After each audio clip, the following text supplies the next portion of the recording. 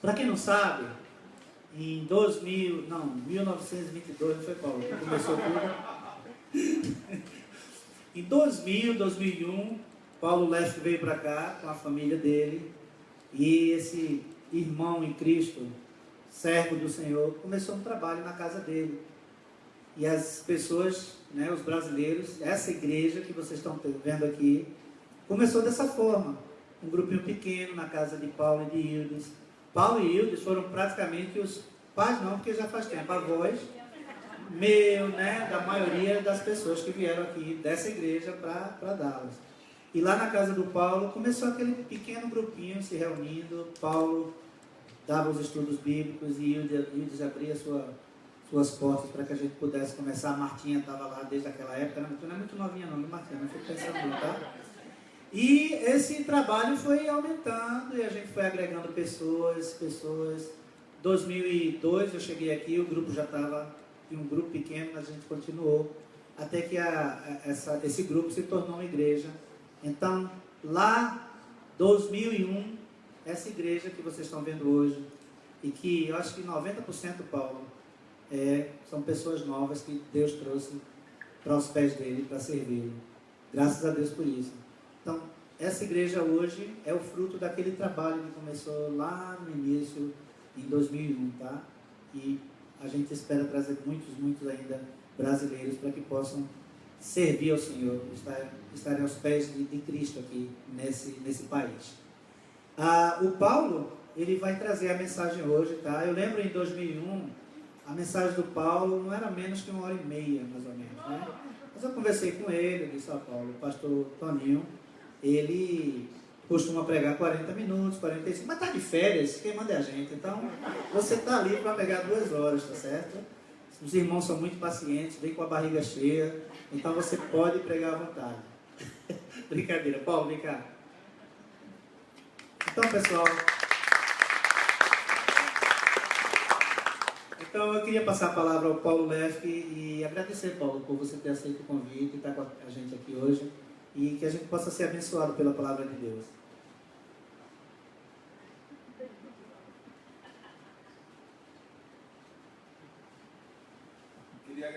Queria agradecer aos irmãos a paciência e o amor, o convite de poder estar aqui nessa manhã de hoje para trazer essa palavra.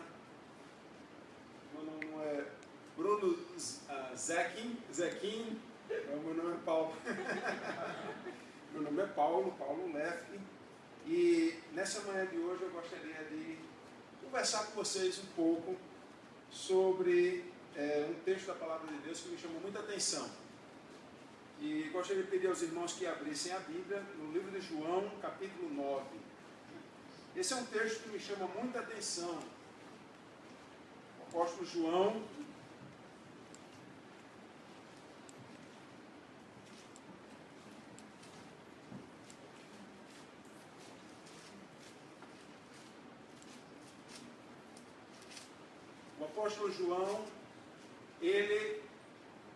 ele foi um dos apóstolos mais achegados a Jesus.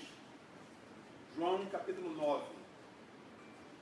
E o meu desejo para cada um de vocês é que vocês também possam estar vivendo aí bem pertinho de Jesus, caminhando no caminho de Jesus. Antes de a gente começar a fazer a leitura do texto, eu vou pedir que façamos uma oração, vou orar, pedir que os irmãos ponham atenção. Pai, muito obrigado, porque podemos nos reunir aqui nessa manhã, buscar a Tua presença, buscar a instrução do Senhor para as nossas vidas. Já Te louvamos, já bendissemos o Teu nome, e agora queremos aprender o que a Tua palavra tem para nos ensinar. Obrigado pelo privilégio que o Senhor nos dá de poder expor a Tua palavra. Ensina-nos, livra-nos de todo mal e guarda-nos pelo Teu poder. É o que nós Te pedimos no nome de Jesus. Amém. Nós vamos ler João capítulo 9, do versículo de 1 a 5 somente. Um trecho bem pequenininho, para o qual eu gostaria de chamar a sua atenção. Caminhando Jesus, viu um homem cego de nascença. E os seus discípulos perguntaram: Mestre, quem pecou? Este ou seus pais, para que nascesse cego? Respondeu Jesus: Nem ele pecou, nem seus pais, mas foi para que se manifestem nele as obras de Deus. É necessário que façamos as obras daquele que me enviou, enquanto é dia. A noite vem, quando ninguém pode trabalhar. O título da minha mensagem nessa manhã de hoje é Um Convite Maravilhoso. E esse convite que o Senhor Jesus faz aqui no texto da Bíblia Sagrada é um convite também que ele faz a cada um de nós nessa manhã. O apóstolo João foi aquele que escreveu o Evangelho de João. Ele escreveu também as epístolas e também o livro do Apocalipse. Ele foi um dos apóstolos mais achegados a Jesus. E ele foi tão achegado a Jesus que ele, em 4 partes do Novo Testamento, ele é chamado de o apóstolo amado, o discípulo amado. E ele foi testemunha ocular, presenciou ali os sinais de Jesus, os milagres que Jesus realizou, e também presenciou a sua ressurreição. Sem a ressurreição de Jesus, a coisa não estaria muito boa. Como disse o apóstolo Paulo, que se Jesus não tivesse ressuscitado, seria vã a nossa fé, a nossa pregação. Se Jesus não tivesse ressuscitado. João, portanto, ele é aquele personagem que estava ali, presente, vendo de perto tudo o que Jesus estava fazendo. No capítulo 1, ele fala que Jesus é o Verbo que se fez carne e habitou entre nós, cheio de graça e de verdade. Ele também diz que Jesus é o unigênito do Pai. Ele também diz que Jesus é o Deus unigênito. O Deus unigênito. Mas ele diz que Jesus é o Filho de Deus. No capítulo 2, João diz e fala sobre o primeiro milagre de Jesus. Jesus transforma a água em vinho. E no versículo 10 diz que foi o melhor, o bom vinho. Jesus deu princípio assim a seus milagres. No capítulo 3, o apóstolo João começa a falar sobre Nicodemos, um homem religioso, um homem cheio de importância no meio judeu ou judaico. E um dos religiosos, um dos principais dos judeus, é o que diz o texto do capítulo 3 de João. E esse homem tão religioso não conhecia a Jesus Cristo, não conhecia o Salvador, o Messias. E aí Jesus vai se apresenta a Nicodemos, fala coisas interessantes, maravilhosas, e diz que a missão do Filho foi para salvar vidas e dar vida eterna.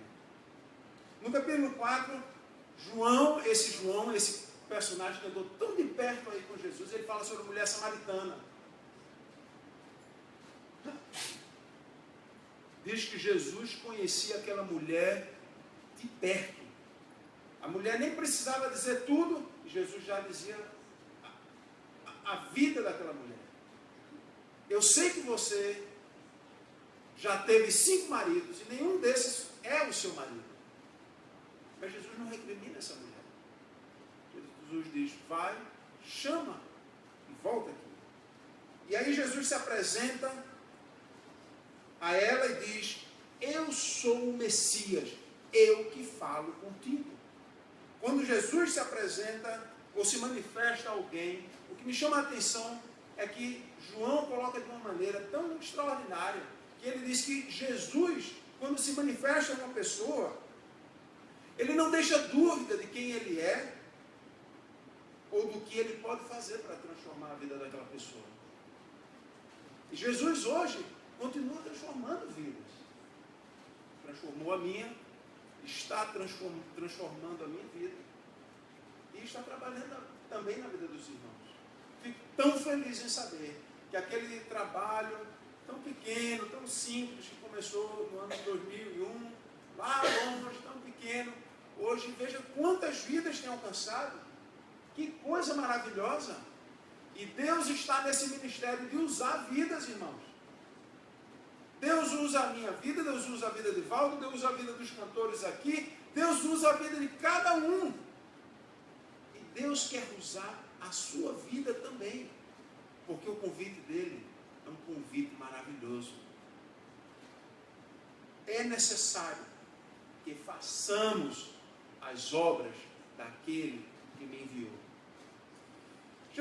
João então entra no capítulo 5, começa no capítulo 5 a falar da cura de um paralítico.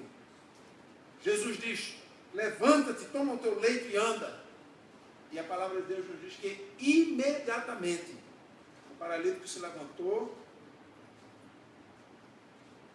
e então segue a história. Texto maravilhoso, capítulo 6, João fala da multiplicação dos pães.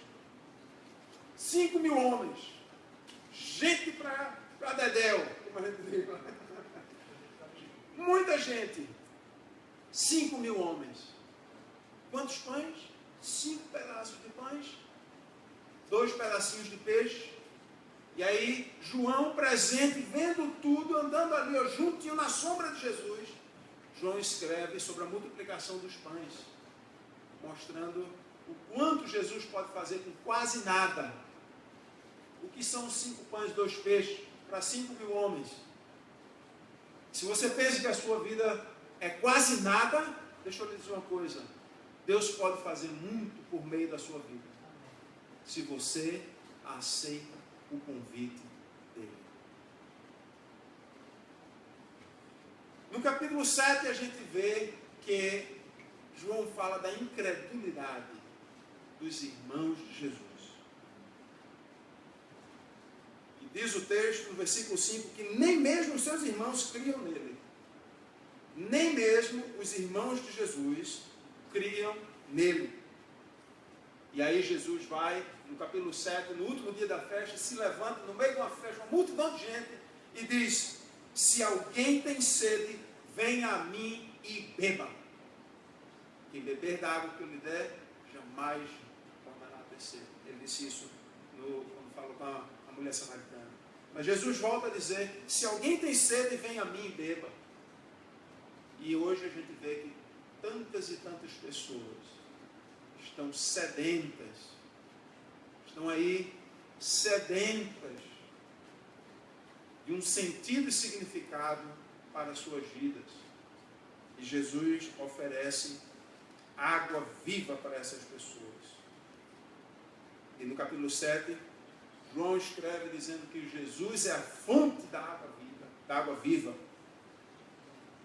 No capítulo 8, João fala da mulher adúltera. Os escribas e fariseus queriam apedrejar. Tem muita gente por aí querendo apedrejar pessoas. E Jesus então se levanta no meio daquela multidão, aquele alvoroço. Se você puder pensar, imaginar um pouquinho, pense naquela situação, naquela época, aquela mulher pega em flagrante adultério, levada à presença de Jesus, gente que não acaba mais, e aí o povo querendo apedrejar aquela mulher, e aí pergunta a Jesus: e aí, Jesus? O que a gente deve fazer? A pegadinha. O que a gente deve fazer? O que você acha? Qual é a sua opinião? E aí Jesus diz: aquele que não tiver pecado, que atire a primeira pedra. E diz o texto que cada um saiu porque sabia que tinha pecados na sua vida. Porque na verdade não há sequer um justo, nenhum sequer, em toda a terra. Mas para que ninguém pense que Jesus estava encobrindo o pecado daquela pessoa, Jesus também vai e diz a ela: vai e não peques mais. E no versículo 12, Jesus se apresenta como a luz do mundo. E quem me segue não andará em trevas, pelo contrário, terá a luz da vida. Queria dizer a você que está ouvindo essa mensagem hoje, que não há na história da humanidade alguém como o Senhor Jesus Cristo. Alguém que passou pela história e falou as coisas que Jesus falou. Maomé, Mohammed, Buda, nenhum líder político religioso jamais falou as coisas que Jesus falou e disse o que ele disse que era. Jesus disse que era a luz do mundo, o pão da vida, a água viva, aquele que teve autoridade, ressuscitou dos mortos. Nenhum desses homens religiosos, políticos, disseram o que Jesus disse, fizeram o que Jesus fez e ressuscitou dos mortos, como Jesus ressuscitou. Ninguém. Jesus é único. E Ele é aquele que pode também transformar as nossas vidas.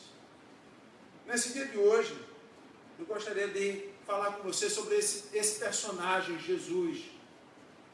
João aponta quem é Jesus e mostra quem Ele é. Mas eu quero dizer a você que Jesus, Ele é poderoso para transformar a vida e até a cegueira das pessoas. Porque a Bíblia Sagrada, no livro de 2 Coríntios, capítulo 4, versículo 4, se você quiser pode checar aí na sua Bíblia, 2 Coríntios, capítulo 4, versículo 4, diz que o Deus deste século cegou o entendimento das pessoas, dos incrédulos. Cegou os entendimentos. Todas as áreas, as faculdades mentais, as áreas do entendimento da pessoa. O diabo, ele quer cegar as pessoas.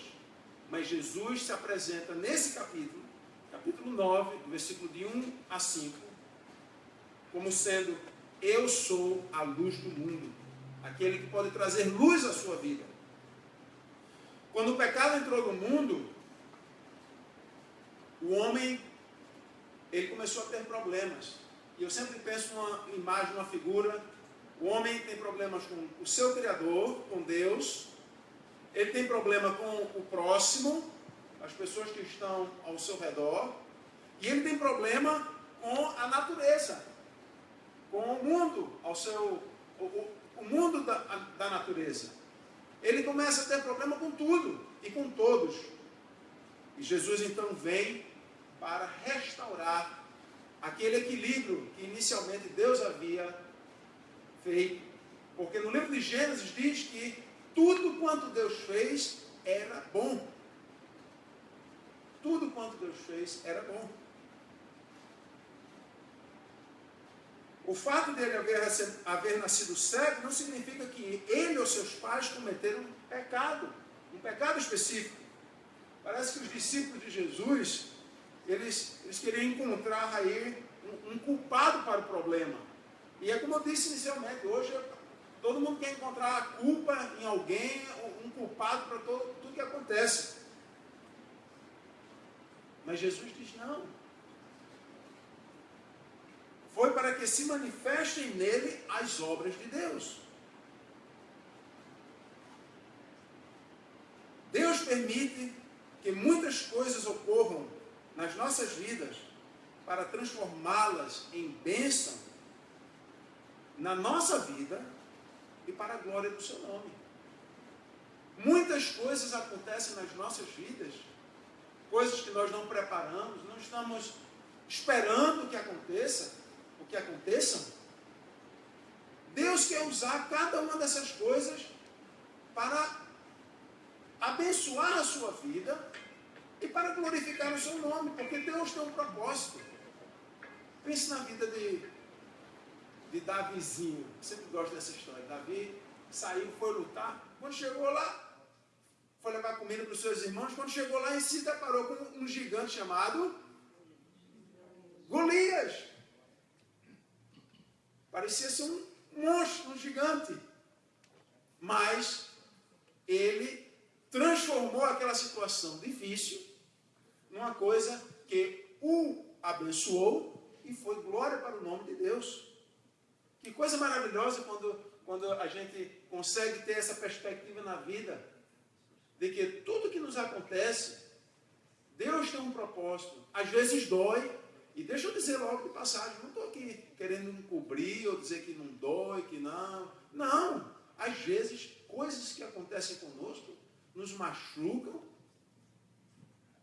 torcem a gente, doem, mas Deus está conosco.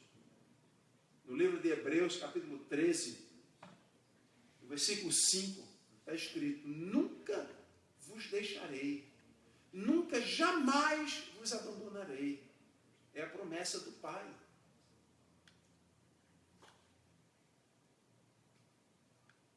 O homem era cego, mas Jesus se apresenta como a luz do mundo. Veja que João, ao escrever o Evangelho de João, ele gosta de fazer contrastes. A situação é essa, mas Jesus se apresenta com uma resposta para o problema que João está vendo ali acontecendo. Cada um de nós tem uma coisinha. Cada um de nós tem algo que incomoda. E você não vai pensar que esse homem aqui, cego de nascença, estava super contente. Cada um de nós tem um espinhozinho, uma dorzinha de coluna. Mas eu quero dizer a você, nessa manhã, que há esperança na pessoa de Jesus Cristo. Há esperança na pessoa de Jesus Cristo. E aí vem, então, o convite de Jesus. Porque o tema da nossa mensagem é um convite maravilhoso. No versículo 3, no final do versículo 3, Jesus vai e diz...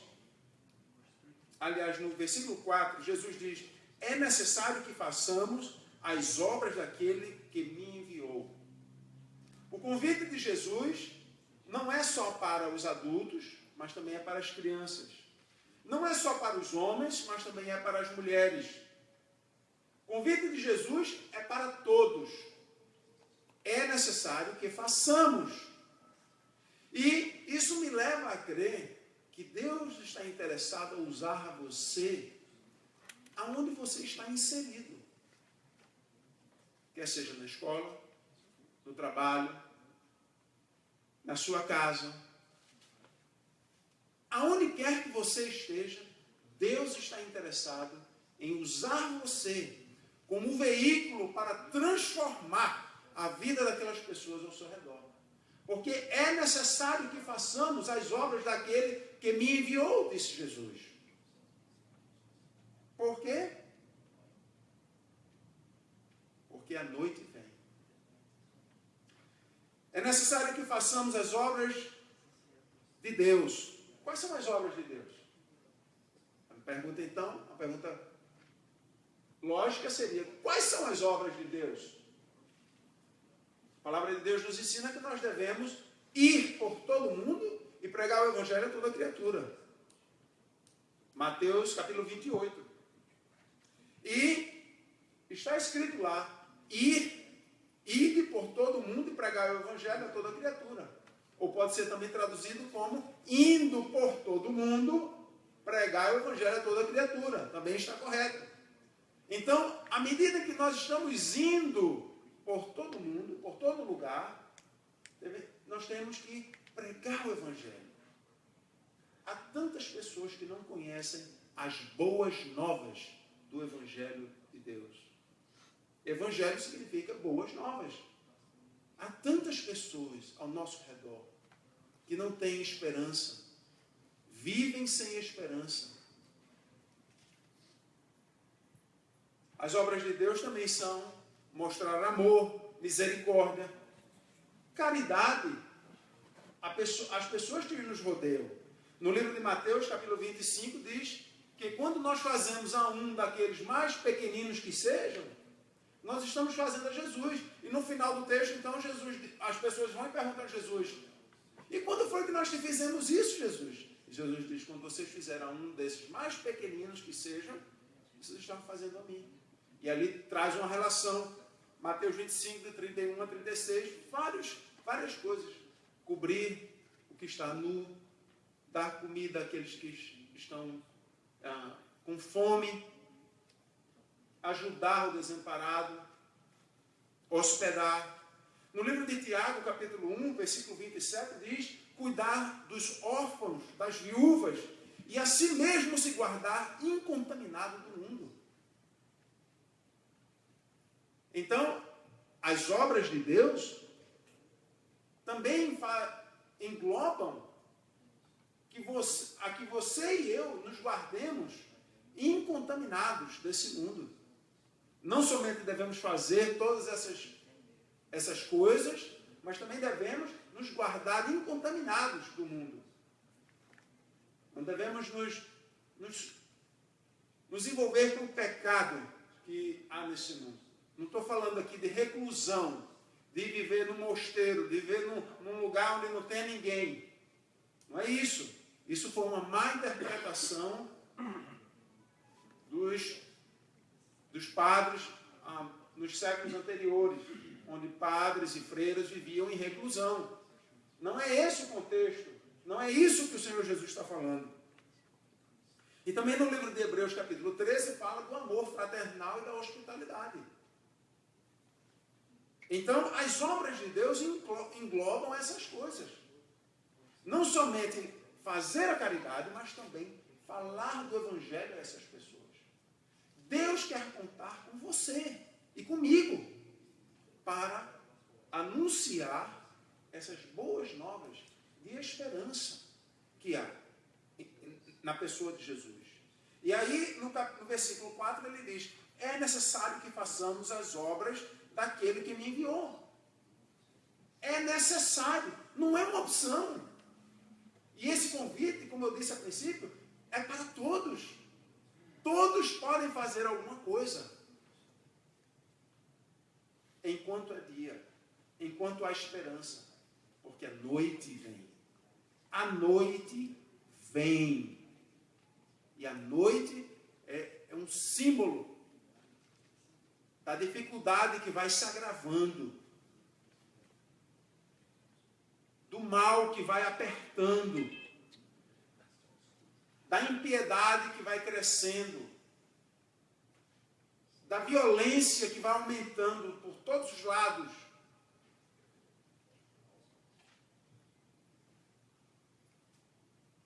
Enquanto é dia. E mais para frente no Novo Testamento, o apóstolo Paulo, escrevendo a Timóteo, diz: sabe, porém, isto, nos últimos tempos sobrevirão tempos difíceis. Nos últimos tempos sobrevirão tempos difíceis. Por isso, então, a recomendação de Jesus, o conselho de Jesus para cada um de nós é necessário que façamos ainda enquanto é dia, enquanto há oportunidade, enquanto há vida. O cemitério está cheio de gente que tinha boas intenções e não moveu uma palha. Não fez absolutamente nada. O cemitério está cheio de pessoas que poderiam ter feito bem a alguém, falado do Evangelho a um vizinho, um convite para vir ouvir a palavra de Deus, mas não moveram uma palha. E como consequência disso, todos aqueles sonhos e aquelas boas obras que poderiam ser realizadas foram sepultadas também. A minha pergunta para você nessa tarde de hoje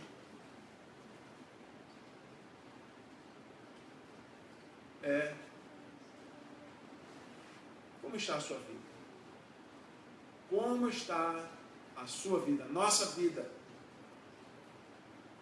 A vontade de Deus é que o homem conheça a Jesus Cristo. você puder abrir aí comigo, João capítulo 6, eu só vou ler para terminar esse versículo. João capítulo 6, versículo 28. Ou se você puder colocar na tela, não sei, mas veja aí, João capítulo 6, versículo 28 e 29. Veja o que diz. Dirigiram-se, pois, a Jesus, perguntando: que faremos para realizar as obras de Deus? Respondeu-lhes Jesus: a obra de Deus é esta, que creais naquele que por ele foi enviado. Que creais naquele que por ele foi enviado. A vontade de Deus é que os homens creiam em Jesus Cristo. Se você não puder fazer absolutamente nada, faça pelo menos uma coisa. Fale de Jesus a um amigo, a um vizinho, a um parente. Fale de Jesus, porque essa é a vontade de Deus. Que todos conheçam que Jesus Cristo é o Salvador. Para concluir, então, a minha pergunta nessa manhã é a seguinte. Nesse auditório, há 3 tipos de pessoas. Aqueles que estão andando no caminho do Senhor e que estão fazendo a sua vontade e que estão se esforçando, lutando, perseverando e que estão lutando com unhas e dentes para levar aos outros a esperança de vida eterna. Aquele que disse: eu sou a luz do mundo. Mas também há no nosso meio aqueles que, por uma razão ou outra, caíram no meio do caminho, tropeçaram, e por uma razão ou outra estão hesitando, estão cambaleando, estão tropeçando. A essas pessoas, o meu conselho é: volte-se para Deus. Volte-se para Deus, porque Ele convida você também. Arrependa-se aonde você caiu, aonde você tropeçou e errou. Arrependa-se, volte-se, porque ainda há tempo e Deus é misericordioso e vai perdoar você. E finalmente, há no nosso meio aqueles que ainda andam cegos do pecado, não querem abandonar a iniquidade, o pecado. E o meu conselho para você nessa manhã é que você se volte para Jesus, porque Ele é o único que pode perdoar os seus pecados. Não há em nenhum outro nome, em nenhuma outra pessoa, perdão pelo qual você possa se reconciliar com Deus. Mohammed não pode reconciliar você com Deus. Buda não pode reconciliar você com Deus.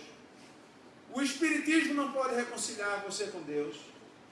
Santo Padrinho Padre Cício não pode reconciliar você com Deus. Nem a Virgem Maria, nem São Pedro, nem São Cosme Damião, nem o Santo Padrinho Padre Cício. Nenhum deles pode reconciliar você com Deus. Porque só há um nome em toda a terra dado entre os homens, pelo qual o homem pode receber perdão dos seus pecados. E isso é por meio de Jesus Cristo. E o meu conselho para você nessa manhã é que você se arrependa. Porque ainda há tempo.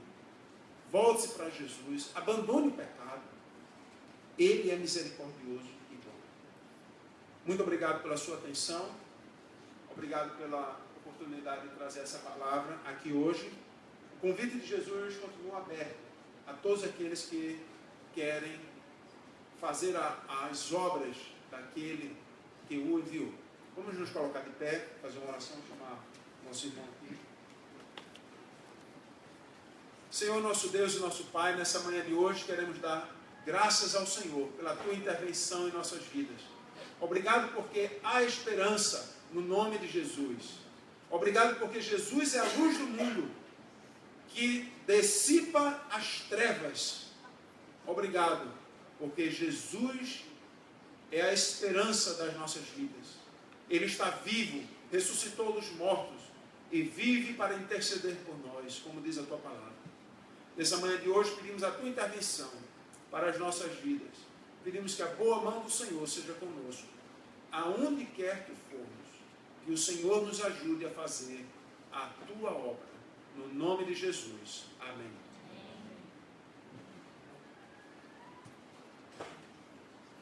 Pode sentar, irmãos.